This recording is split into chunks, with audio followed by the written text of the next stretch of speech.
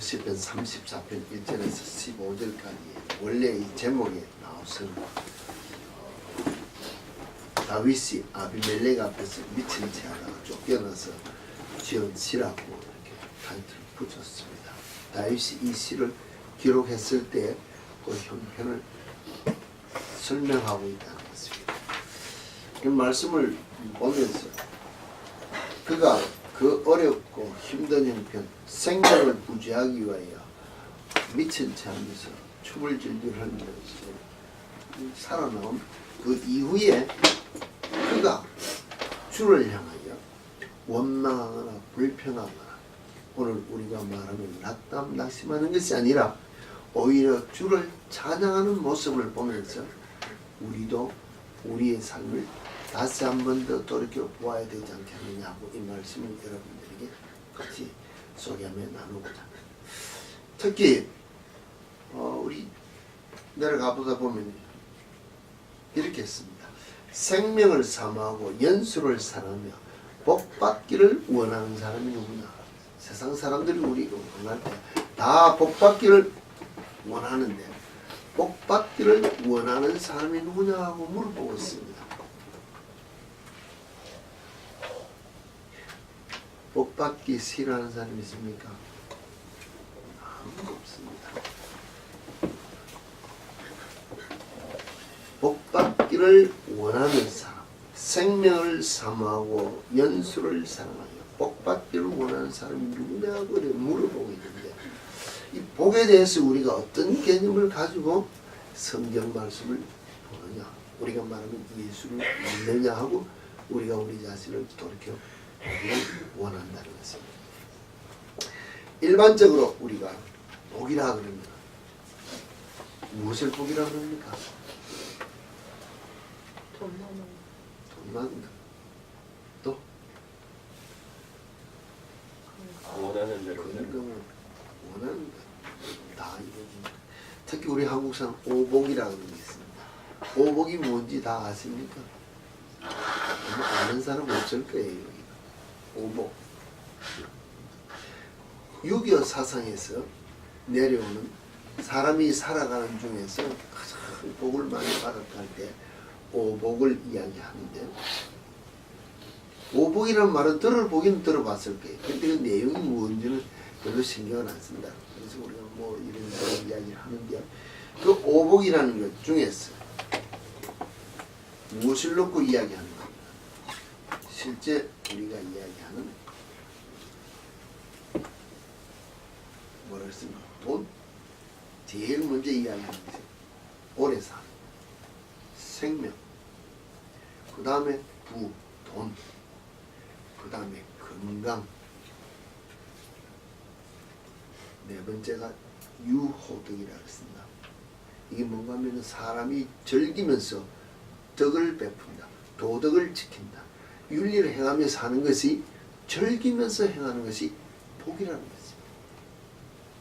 그런데 오늘 이 사회에서 즐기면서 덕을 행하며 도덕을 지키는 사람이 있느냐? 못하는 것입니다.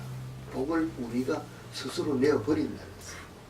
그 다음에 다섯 번째 복이 고종명이라 그러면서 한문으로 썼는데 뭔가 하면은 오래 살면서 죽을 때 편안하게 죽는 것도 복 중에서는 아주 큰 복이라고 했습니다. 그래서 수, 부, 강령, 유호덕, 고종명이라 해서 오복을 이야기하고 있는데 사람이 살아가면서 정말로 도덕을 지키면서 즐긴다.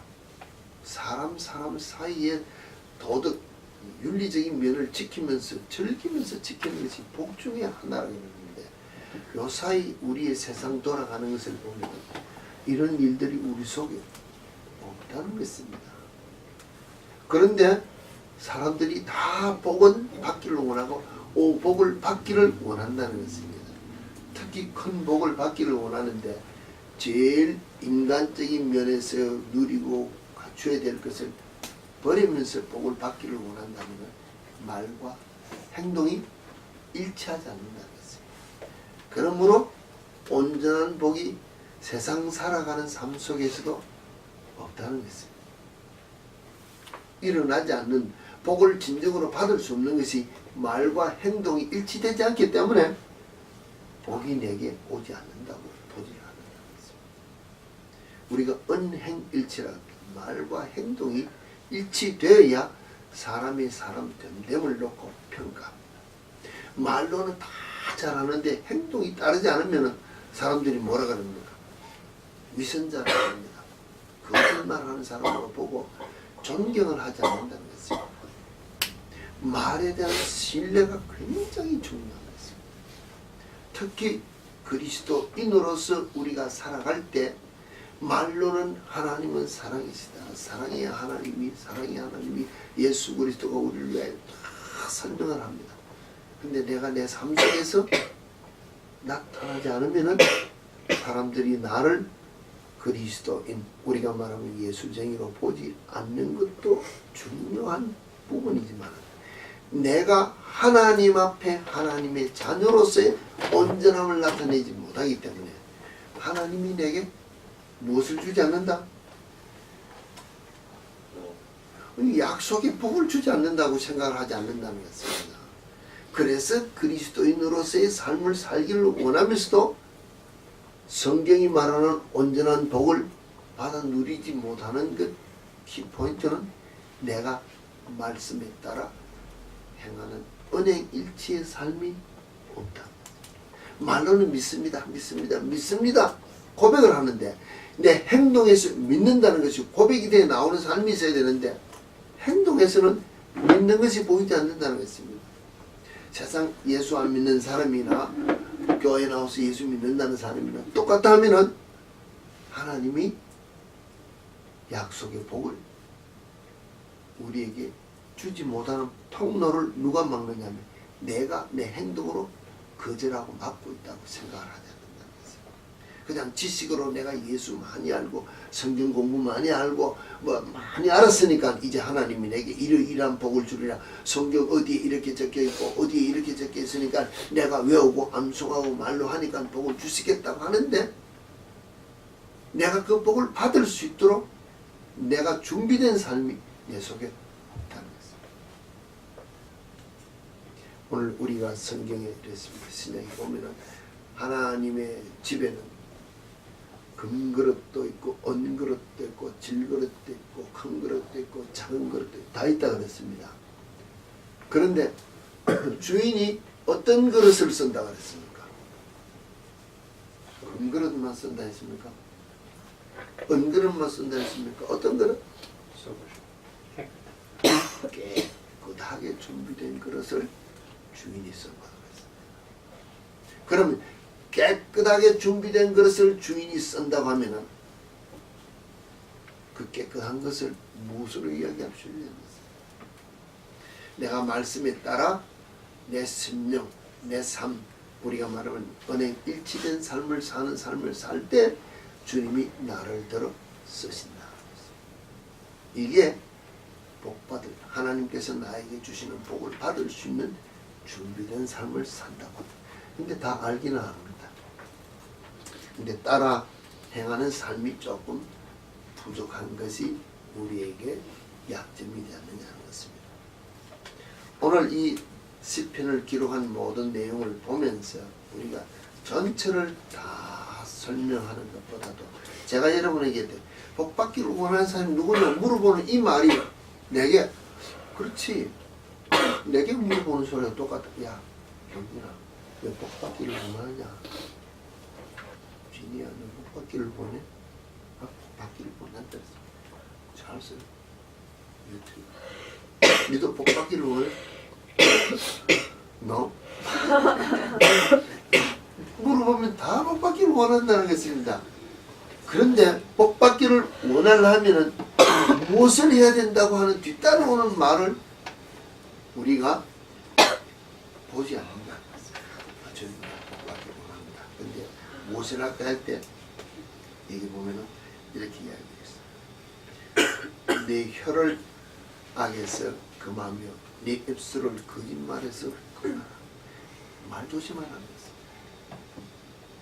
제일 중요한 거 헛말, 빈말, 헛된 말, 쓸데없는 말 말씀에 우리에게 허락한 말이 아니면 그 이후의 말은 하지 말라는 것입니다. 사람을 권해서 그 생명을 살릴 수 있는 말이면 하되 낙담하고 실망하거나 남을 판단하거나 정죄하거나 혼자말하거나 우리가 말하면 남에게 상처 줄 말을 우리가 얼마나 많이 해요. 이런 헛된 말, 악한 말, 거짓말을 그거야 복을 받을 수 있는 사람이 된다는 거예요. 이렇게 보질 않는다는 것입니다. 악을 버리고 선을 행하며 화평을 찾아 따르는 삶을 살아. 그래야 된다고 이야기합니다.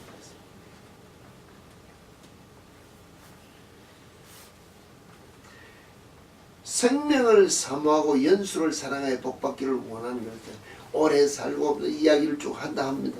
근데 이 생명이라는 것 자체는 이 시편 우리가 다윗이 고백을 하면서 지난번에도 있었는데 이 계속 나면서 의인을 하다 보면은 이 다음 오늘 우리가 그 다음 구절에 내려가면은 의인의 뼈는 뭐 하나도 뼈가 꺾이지 않았다는 것을 고백하면서 예수 그리스도의 십자가에서 뼈가 꺾이지 않은 것을 예언하는 구절이 이 시편 34편에 있습니다. 그럼 모든 예수 그리스도와 연관된 고백이 나오는 이 시편 속에서 정말로 생명을 사모한다면 생명이 누구냐는 것입니다. 누가? 무엇이 생명입니까?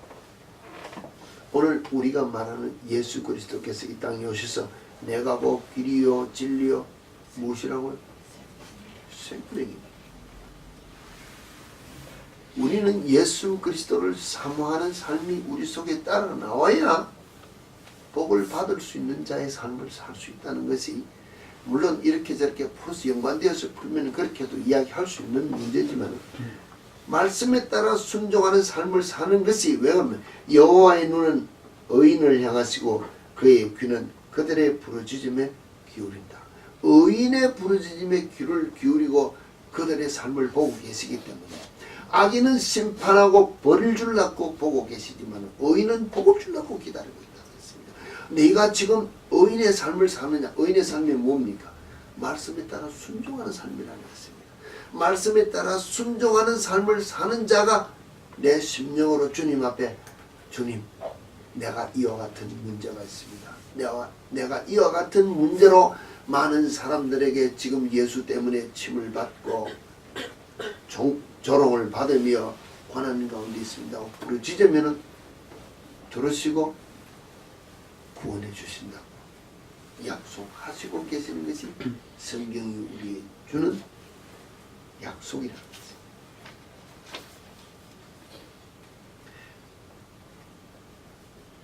이 복에 대해서 개념을 설명하면서도 사실 복 있는 사람 10편 오늘 우리가 교독을 했습니다. 복 있는 사람은 악인의 꾀를 쫓지 않다. 이렇게 우리가 교독을 했습니다. 10편 1편을 다 거의 외우고 있습니다. 그럼 이 복에 대해서 우리는 믿는 자가 가져야 될 개념을 조금 다르게 생각을 해야 되지 않겠느냐.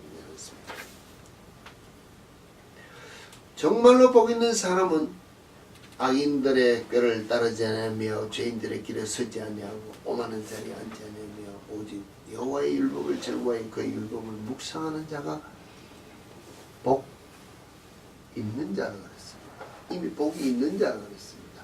그러면은 우리가 말하는 수, 복, 강령, 유호덕, 고정명은 이 오복의 복이 아니라 복이 있는 자는 이와 같은 삶을 산다 했을 때 성경 안에서 우리에게 개념 주는 복 있는 자는 이런 삶을 산다 했을 때 복의 개념이 무엇일까? 신약에서 말하는 생명 되신 예수 그리스도를 이야기했지만 구약에서 말씀합니다. 곧 하나님 중심에서 사는 자, 하나님과 더불어 함께 사는 자는 복 있는 자라는 것입니다. 주님을 내 심령에 모시고 사는 내 삶은 복이 있기 때문에 세상에 관한 관심이 없어진다는 것입니다. 세상에서 무엇이 나를 유혹하고 나를 우리가 말하면 잘 되기를 원하고 즐기는 것을 원하고 쾌락을 원하고 놀러 가기를 다 하고 싶은 것이 있다 할지라도 정말로 복에 그는 되시는 복 되시는 하나님이 예수 그리스도가 성령님이 내 심령 속에서 나와 함께 있기 때문에 그것보다 더 즐거움이 내 속에서 일어나기 때문에 시편의 기자와 같이 주의 말씀이 꿀송이 꿀보다 더 달기 때문에 말씀을 삼할 수밖에 없고 말씀을 따라 내가 순종하는 삶을 살기 때문에 어떤 삶이 내 속에 있습니까? 모든 문제들이 해결되어질 때 악인들의 꾀를 따르지 아니고 저희들에게 서지 않고 응하는 자리에 앉지 않고 율법을 절구고 묵상하는 이 삶이 왜 그러냐면 내가 모신 주님 때문에 그 말씀에 따라 순종하는 삶을 사는 삶이 곧 의인의 삶인데 악인들의 꾀를 따르지 아니하고 죄인의 길에 서지 아니하고 오만 자리에 앉지 않고 교만해지지 아니하고 말씀을 따라 말씀을 절구하고 그 말씀을 하나님께서 오늘 이 말씀을 하셨는데 이 말씀이 지금 내가 이해가 되지 않는다. 삶에 적용하려 할 때 도대체가 이해가 되지 않지만은 이 말씀이 왜 내게 오늘 적용해야 될 말씀인지 묵상할 때 성령께서 깨달아 알게 한다는 것입니다. 왜? 내가 모신 주님이 나로 말미암아 깨달아 알게 하기 때문에 깨달아 알게 하면 무엇입니까? 순종할 수 있는 힘이 내 속에 일어난다는 것입니다. 이것이 복 있는 자의 삶이고 이것이 즐거운 삶이고 기쁜 삶이고 그리스도인으로서의 온전한 삶이 된다는 것입니다. 시편 23편에도 이렇게 했습니다. 여호와는 나의 목자시니 내게 부족함이 없다는 것을 고백했습니다. 무슨 말입니까? 정말로 여호와가 내게 목자가 됨으로 말미암아 내게 부족함이 없는 삶을 내가 산다고 고백하면 내게 주인 되시는 분이 누구인 것을 고백합니다. 오늘 우리가 뭐 표현은 그렇게 합니다.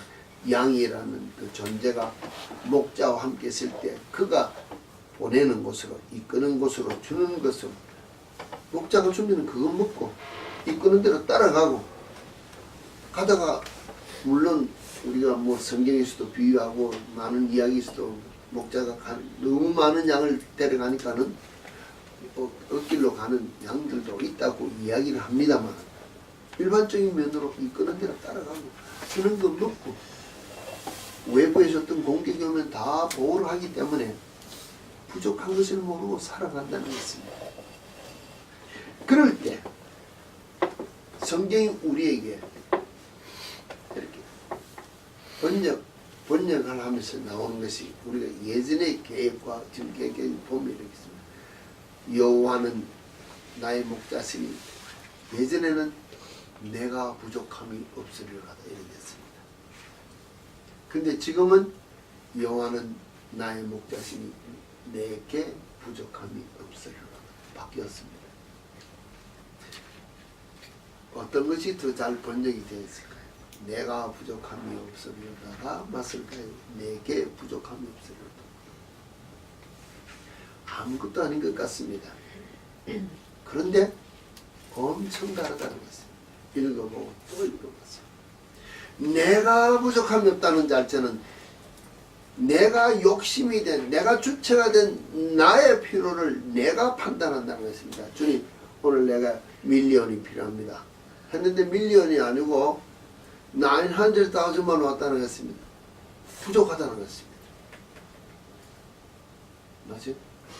내가 지금 필요한데 안 왔다는 것입니다. 고로 내가 계산하는 것에서 항상 리밋의 언더가 되면 부족하다고 느끼는데 그것이 부족함이 없다고 고백한다는 말은 좀 더 이렇게 다르게 번역합니다. 내 욕심이 다 채워졌다고 내 만족이라는 것입니다.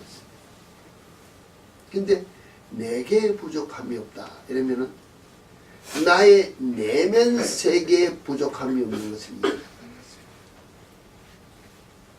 이 국어 사전에 어떤 보면 내게라는 말 자체가 한문적인 내 세계의 어떤 경계를 놓고 이야기하는 것이 개가 여이가 어이로 바뀌었습니다. 그렇게 해서 내게라고 되어 나오는데 내 내면 세계에 부족함이 없다는 것 자체는 외부 세력에서 어떠한 것을 주더라도 내가 거기에 동요되지 않는다는 것입니다.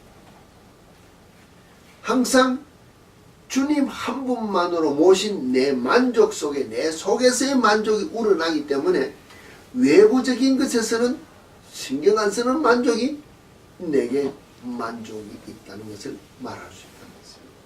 곧 그리스도인은 내가 모신 주님으로 말미암아 내 심령 속에 내 삶 속에 내 안에 모신 주님으로 말미암아 외부적으로 주위 환경에서 어떠한 어려움이 있더라도 어떠한 난관이 있더라도 나는 그것으로 말미암아 부족함이 없다는 고백을 할 수 있는 것이 내게 부족함이 없다고 고백한다는 것입니다. 이게 진정한 그리스도인의 고백이라는 것입니다.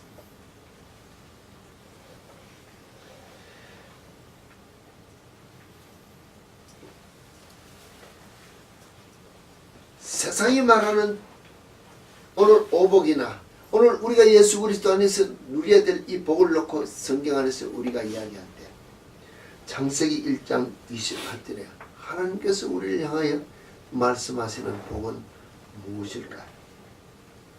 창세기 1장 28절에 이렇게 기록하고 있습니다. 하나님이 그들에게 복을 주시며 하나님께서 복을 주었다는 것입니다. 창세기 때부터 복을 주었다는 것입니다. 복을 주시며 하나님이 그들에게 이르시되 생육하고 번성하여 땅에 충만하라. 땅을 정복하라. 바다의 물고기와 하늘의 새와 땅에 움직이는 모든 생물을 다스리라. 복의 가장 기본적인 첫째 복이 생육이라는 것이에요. 생육이 뭔지 아세요? 우리가 사람으로 말하면 자녀를 많이 낳아서 키우는 것이 하나님이 우리에게 주신 복이라는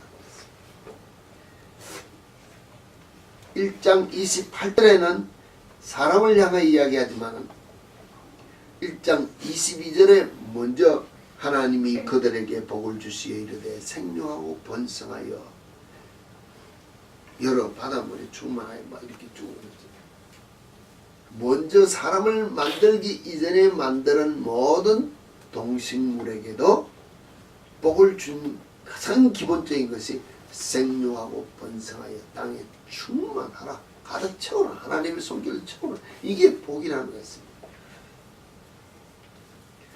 그런데 이 번성하여 생육하고 번성하여 땅이 충만한데 그 다음에 하나님께서 만드신 땅을 정복하라. 바다의 물고기 하늘을 뚫는 모든 생물을 다스리라. 다스리는 것이 하나님께서 우리에게 주신 복의 개념이라는 것입니다.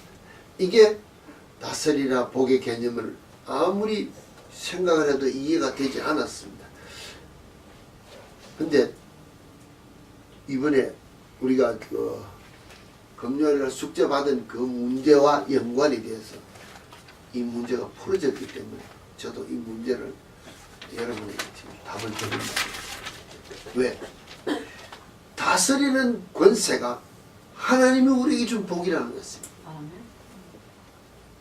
이게 무엇을 위해 다스리라 그랬습니까?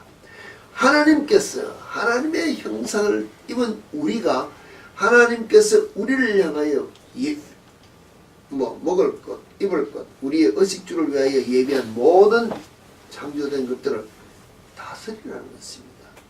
세상을 향하여 세상의 모든 오늘 우리가 말하는 세상 물질, 문명, 모든 문화 이것들을 다스려야 되는데 우리가 그리스도인으로서 하나님의 자녀로서 권세를 잃어버렸기 때문에 복을 잃어버렸기 때문에 다스릴 권세를 잃어버렸기 때문에 내가 끌고 가는 것이 아니고 다스리는 것이 아니고 따라간다.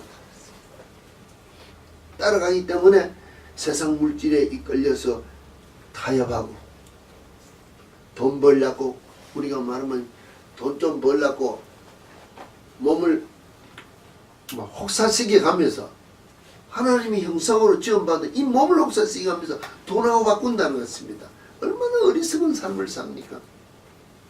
내 속에 모신 주님이 나를 통하여 하시고자 하시는 일로 말미암아 내가 그 일에 쓰임을 받는 삶을 산다고 하면 주님 한 번 만나면 내 속에 있는 어떤 경계선상을 벗어나지 못하는 내 속에 있는 내게 만족감 있는 삶을 산다면 내가 결코 세상을 따라가지 않는다는 것입니다. 주위 사람이 무엇이라 하더라도 나는 거기에 휩쓸릴 필요가 없다는 것입니다. 어렵고 힘든 일이 있다 할지라도 주님이 이 환경 속에서 나를 통하여 하시고자 하시는 일이 있어서 오늘 내게 이 환경을 주었다고 하면 만족해하며 기뻐하며 갈 수 있는데 내 속에 내가 주님을 모시지 못했기 때문에 만족을 누리지 못했기 때문에 잃어버린 내 복이랄까요? 내 권리를 내가 찾지 못해서 세상의 모든 환경과 어려운 문제에 딸려가기 때문에 어렵다고 우리가 불편하면서 우리가 살아가지 않는다는 것입니다. 정말로 다스리는 권세, 세상을 다 다스리는 권세를 예수 그리스도 안에서 우리가 회복되는 그리스도인의 능력이 내 속에만 나타나면 우리는 어떠한 환경에서도 만족할 수 있는 복을 소유한 자의 삶을 살 수 있다는 것입니다.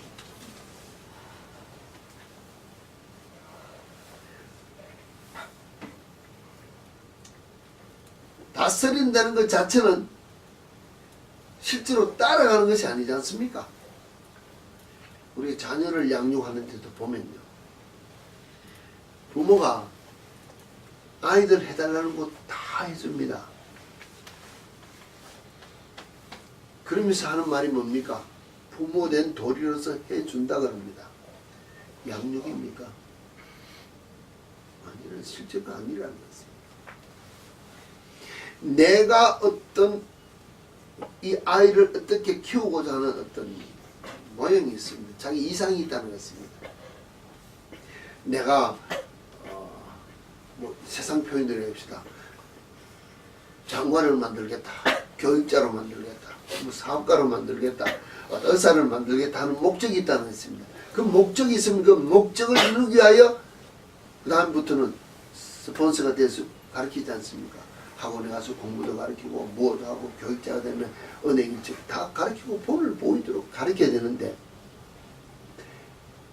스폰서로서 가르치는 것까지는 좋은데 교육자로서의 삶을 우리 자녀가 살아가기를 원해 교육자가 되기를 원하면 교육자가 되어야 될 교육자로서의 어떤 삶이 무엇인가를 내가 본을 보여야 되는데 이 본을 못 보인다는 것입니다.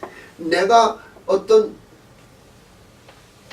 정치인으로서 어떤 무엇이 되기를 원한다 합시다. 그럼 정치인으로서 정말로 사람들에게 공감을 받을 수 있는 본을 보이는 어떤 삶을 살아라고 가르쳐야 되는데 위선술만 가르칩니다. 우리가 뭐 이중적인 올바르지 못한 그런 삶을 본을 보여서 가르치면 나중에 정치인이 되어도 바른 소신 있는 정치인이 되지 못한다는 것입니다. 교육자도 마찬가지고 군인도 마찬가지고 무엇이 되더라도 부모가 내가 본을 보이면서 정확하게 그리스도인으로서의 삶을 본을 보이면서 이와 같은 삶을 살아가고 자녀들을 양육하며 가르치는 것이 하나님이 우리를 향하여 주시는 생육하고 번성하면서 다스리면서 교육하는 것이 우리에게 준 은혜인데 우리는 다스리지 못하고 자녀에게 끌려간다는 것입니다. 자녀들이 이렇게 저렇게 좀 안 됐습니다만 우리 자녀들 필요하면 부모들에게 거짓말해서라도 용돈 받아가야 되고 거짓말해서라도 야단 맞을 거 피해가고 이러면 알고도 모르게 뭐 부모들이 쏘가 넘어갑니다만 그러면 부모의 권위가 어디 있느냐는 것입니다. 부모의 권위를 다 내려놓고 자녀의 만족을 위해서 양육하도록 가르치는 것이 세상 방법이라는 것입니다. 세상 방법이 들어와서 그 자녀들을 그렇게 끌고 가면은 우리가 끌려가서 가르치면은 오늘 성경이 우리에게 말한 대로 다스리면서 생명하고 가르쳐야 되는 이 권리를 그리스도 안에서는 잃어버리는 우리의 모습이라고 생각하느냐. 그렇지 않고 세상 방법이 그러니 정당하다고 나도 그렇게 가르친다는 것입니다. 그렇기 때문에 중요한 것은 교회 안에서 모든 삶 속에서 그리스도인의 능력이라는 것이 없어진다는 것입니다. 그렇기 때문에 역사적으로 우리에게 증명해 주고 있는 것은 3%밖에 안 되는 3%도 안 된다 그랬습니까? 로마 시대의 그리스도인들이 로마를 뒤집었어.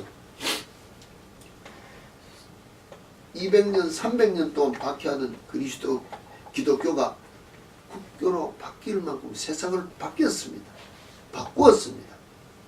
3%도 안 되는 그리스도인들이 세상을 바꾸었다면 오늘 우리가 말하면 대한민국이나 인미국이나 몇 프로의 그리스도인이라 합니까? 세상을 바꾸었습니까? 세상이 교회를 바꾸고 있다는 것입니다. 왜 그럴까요? 교회가 하나님께서 우리에게 주시는 다스리는 권세라는 것을 잃어버리고 세상이 가는 방법이 좋은 줄 알고 따라가면서 그리스도인 행세를 하려 하기 때문에 우리가 바뀌어진다는 것입니다. 좀 더 이렇게 확대 해석한다면 내가 하나님을 바꾸고 지금 하나님을 믿고 있다는 것입니다. 진리 되시는 분, 불변이라고 그랬습니다. 하나님은 변하지 않는다는 거죠. 근데 오늘 우리는 하나님도 바꾸고 예수님도 바꾸고 성령님도 기록된 성경 말씀도 내 마음에 맞도록 각색해서 믿는 능력 없는 그리스도인으로 우리가 살아가면서 그 중에서 가장 좋아하는 복은 다 받기로 합니다. 이게 문제지 않느냐. 정말로 세상이 우리를 향하여 주시는 그 진정한 그리스도인의 복을 받기를 원하는 여러분이 되면 예수 그리스도 생명 대신 예수 그리스도를 사모하는 주님을 심령 속에 모시기만 한다면 주님께서 여러분을 향하여 주시는 그 말씀이 우리는 이야기합니다. 내 마음을 평안케 하고 내 마음을 즐겁게 하고 위로해주고 뭐 이렇게 주시는 말씀으로 생각하는데요. 다시 한 번 더 그 말씀을 깊이 들어가보세요. 말씀 자체를 받으면 그렇습니다. 위로가 됩니다. 내가 너를 사랑한다. 내가 너의 기도를 들어오고 내가 너를 보고 뭐 좋은 말로 다 듣긴다는 것입니다. 들어 귀가 열려서 그 말씀을 받을 때는 마음이 평안을 느끼고 기쁨을 느끼고 위로도 느낄 수 있는데요. 일어나 그 말씀을 내 삶 속에서 적용하려고 일어나면 불편하고 찔림이 오는 것입니다. 늘 이야기합니다. 사랑하라. 제일 쉬운 말입니다. 주님이 경진아 내가 너를 사랑한다. 그 말 한 번 듣고 그 음성 듣고 그 모습 보면 눈물을 흘리면서 나를 사랑하고 용서합니다. 얼마나 좋아서 내가 주님 내가 주의 음성을 들이 주님께서 나를 사랑한다고 막 눈물을 흘리며 고백하고 자랑한다는 것입니다. 그런데 뒤따라오는 말이 뭡니까? 우리 거기서 수다하고 많은데 뒤따라오는 말이 뭔가 하면은 내가 너를 향하여 십자가에서 죽고 피를 흘려 이와 같이 너도 네 이웃을 향하여 사랑하라. 그게 오면 뭡니까? 마음의 문이 자꾸 닫혀버립니다. 내가 네 모든 죄를 용서했다. 내가 네 죄를 용서하기 위하여 내가 죽었지 않느냐.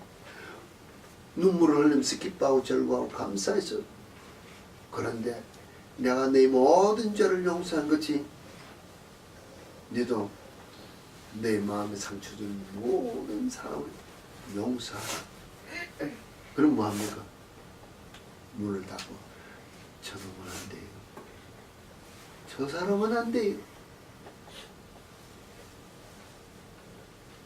내 말씀을 내 삶 속에 적용하려고 그러면 내가 안 된다고 내가 문을 탁탁탁 닫는다는 것입니다. 그러면서 하는 말이 뭡니까? 내 죄는 다 용서받아야 돼. 내가 주님의 사랑한다 받아야 되고 주께서 하늘 문을 열고 폭포수처럼 주시는 은혜는 내가 다 받아야 되고 복은 다 받기를 원하는데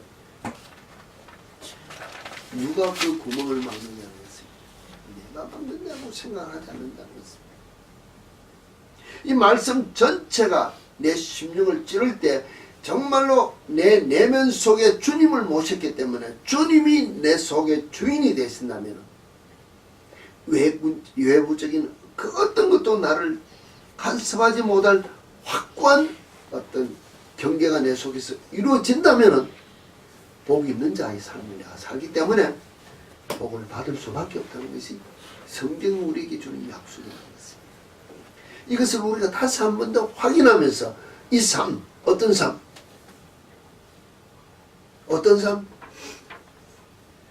예수가 나의 주인이 되는 삶. 내 내면 속에와 외부적인 것이 경계가 확실해서 주님이 내 속에 나를 다스리는 이 경계가 확실한 내 바운더리 안에서 주인이 되시기 때문에 외부적인 그 어떤 것도 내게 침범하지 못하도록 내 안에 만족을 누릴 수 있는 복을 받는 내 삶이 내 속에 있으면 이게 곧 복 있는 삶이고 복 받을 자의 삶이고 내가 복 받는 자의 삶을 살기 때문에 주의 말씀을 기뻐하고 절구하고 시편 1편의 삶이 내 속에 있기 때문에 시냇가에 심은 나무가 시절을 쫓아 열매를 맺는 것처럼 열매가 내 속에 풍성한 삶이 있을 수 있는데 그 열매의 풍성함은 언제 우리에게 이루어지느냐는 것입니다. 내가 오늘 예수 그리스도를 모셨습니다. 주인으로 모셨습니다. 고백했습니다. 경계를 분명하게 세웠습니다. 오늘 내가 순종하면서 따라갑니다. 주위의 사람들이 나를 향하여 조롱합니다. 핍박합니다. 손가락질합니다. 바보 멍청이 같다고 이야기할 수 있는 여러 가지 삶 속에서도 내가 모신 주님으로 말미암아 기쁨으로 즐거움으로 이 고난의 길, 십자가의 길을, 골고다의 길을 주님과 함께 갈 때 그럼 오늘 당장의 열매가 맺히느냐는 것입니다. 언제 맺힙니까? 언제 열매가 맺히느냐는 것입니다. 그 열매는 오늘 우리가 당하고 있는 봄에 씨를 뿌린 것처럼 여름에 대학빛, 여기는 캘리포니아는 그와 같이 것이 좀 한국 같으면 여름, 장마철, 천둥번개, 비바람 다 지나야 가을에 열매가 맺힌다는 것입니다. 내가 예수 모시고 그 말씀에 따라 순종하며 이 말씀, 성경 말씀에 내가 기뻐함으로 즐거움 내 삶에 적용하며 따라갈 때 여러 가지 환난 고통이 다 내 삶을 통하여 지나가는 그 역경을 지난 후에 풍성한 열매가 내 속에 일어난다는 눈이 우리 속에 열려야 오늘 내가 가는 어려운 길에서도 인내하며 따라갈 수 있는 그리스도의 삶을 내가 살 수 있다는 것입니다. 이 삶의 결단이 여러분에게 있어야 복 받을 자가 된다는 것입니다. 아니, 복 있는 자의 삶을 산다는 것입니다. 내가 복이 있는 자의 삶을 살기 때문에 오늘 당장은 복이 없는 것 같더라도 주님과 함께 복 있는 자의 걸음을 걷기 때문에 그 열매는 풍성한 복의 열매가 열리는 것이 여러분의 삶이 되어야 되지 않느냐는 것입니다. 이 열매 있는 삶, 복 있는 삶, 복 있는 자의 삶, 이와 같은 삶을 사는 참빛교회 성도 여러분이 되셔서 여러분의 삶을 보고 삶의 결과를 보고 주위에 내가 말하지 않아도 그리스도의 향기가 나타나고 말하지 않아도 예수쟁이의 삶이 무엇인가를 꼴을 보일 수 있는 여러분의 삶을 통하여 첫째는 우리가 말하면 여러분이 잘 되기를 원하지만 첫째는 하나님께 영광이 되는 삶을 사시는 여러분의 삶이 하나님께서 인정하셔야 하나님의 약속의 모든 복이 내 것이 된다는 것을 기억하세요. 이와 같은 결단 있는 삶을 살아서 주님께 영광 돌리는 우리 모두가 되어지도록 다시 한 번 더 주의 말씀을 통하여 결단하는 이 한 시간 되어지길